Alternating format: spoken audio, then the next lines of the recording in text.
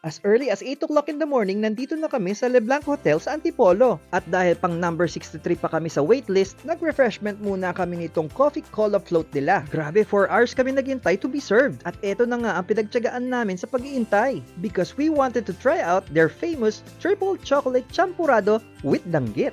And there you go! Binubuhusan na nga ng hot milk itong buong dark chocolate dome until it melted. Ang saya ni Sir Nel, no? And this is what I can say about it. Hindi lang talaga puro hype. Masarap naman talaga. Chocolatey and creamy. Agree, Sir Nel? We also tried their bacon overload pizza.